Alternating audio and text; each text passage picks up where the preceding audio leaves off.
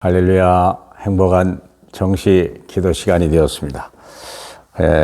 이번 주에 함께 나눌 주제는 빈 곳 치유 현장. 아무도 손을 댈 수도 없고 또 관심도 없고 갈 능력도 없는, 그런데 수많은 사람들이 원인 모르는 이유로 인해 고통을 당하고 있는 이런 일들. 쉽게 말하면 미국에서 총기 사고 나가지고 계속 일어나잖아요. 이런 부분들. 또 미국에서 일어난 동양인 테러 문제들. 이런 부분들이 심각한 정신 문제거든요. 그래서 마약이나 이런 중독, 이런 건 이미 보편화된 것이고요. 또 심지어는 우리가 세계적인 일이라고 하지만 코로나도 한번 생각해 볼 문제가 있습니다. 어쩔 수 없는 거다. 코로나 백신 아니면 우리가 안 된다. 물론 우리가 치료제를 발견하고 면역력을 키우는 것은 옳은 얘기입니다만은, 그러나 그것이 완전한 대책은 될 수가 없습니다.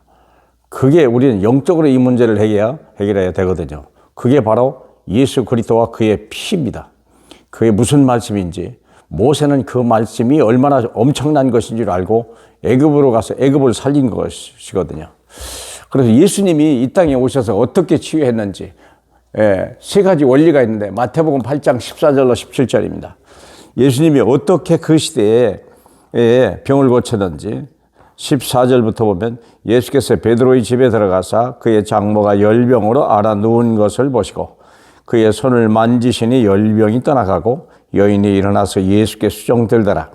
점을 매 사람들이 귀신 들린 자를 많이 데리고 예수께 오거늘 예수께서 말씀으로 귀신들을 쫓아내시고 병든 자를 다 고치시니 이는 선지자 이사야를 통하여 하신 말씀에 우리의 연약한 것을 친히 담당하시고 병을 짊어지셨도다 함을 이루려 하십니다. 아멘. 하나님의 약속의 말씀이 성취되기만 하면 사실 못 고칠 질병 하나도 없습니다. 아니, 생각해 보세요. 나만 장군은 문둥병을 소녀의 말 하나 듣고 사마리아 엘리사를 만남으로 해결받았잖아요. 오늘 이 시대에 불치병이 얼마나 많은지 몰라요. 원인도 모르고 장군이 돼도 고치지 못하고 왕이 돼도 그 자기 장군 하나 고치지 못하는 시대에 우리는 세 가지를 먼저 알면 돼요.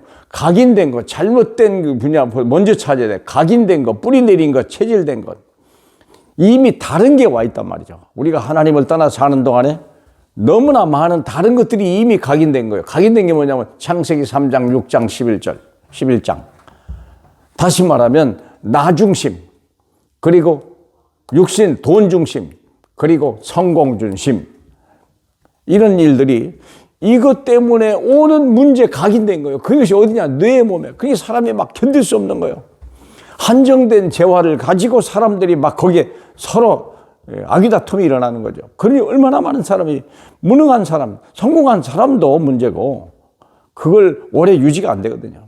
실패한 사람도 무능 때문에. 그러니까 이것이 뇌 몸에, 이 문제를 어떻게 할 거냐 이게요. 우리 뇌 속에 이미 몸속에.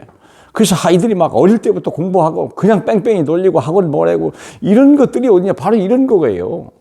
근데 어떻게 됩니까? 말씀으로. 딱 말씀이 들어오면요, 모든 것들이, 이 말이 뭐냐면 우리가 지금 잘못된 정보를 가지고 각인됐다 그 말이에요. 있으면 안 될 거, 하나님 떠난 자들이 가지고 있는 잘못된, 하나님 없는 자들이 가지고 있는 생각과 삶을 가지고 우리가 하기 때문에 실패하는 거예요. 그래서 우리는 하나님 말씀으로 돌아가자는 거예요. 여호와께 돌아가자는 거죠. 두 번째는 뿌리 내린 것. 나도 모르게 머리에서 이미 뇌 속에, 몸 속에 각인돼서 뇌 각인대로 몸이 움직이잖아요. 수영이라든지 여러 가지 자전거라든지 이런 거. 그러듯이 우리도 똑같은 거예요. 이미 뇌 속에 각인된 거예요. 근데 말씀으로만 다시 뇌를 말씀으로 다시 각인시켜야 돼요. 그리고 뿌리 내린 게 있어요. 사도행전 13장, 16장, 19절에 무속이나 접신이나 우상이나 알게 모르게 들어와 있어요. 어떤 무속적인 거, 우상적인 거, 미신적인 거, 이런 부분들이 이미 부모의 잘못된 사람들에 의해서 이미 영혼 속에 파고들어와 있어요. 영혼 속에. 예전에 요즘은 그런 게 없습니다만, 옛날에 문지방 올라가지 마라, 밤에 휘바람 불지 마라, 벽에다 못 박지 마라, 밤중에. 뭐 이런 전부 귀신 들어온다. 아주 막 어릴 때 각인된 거.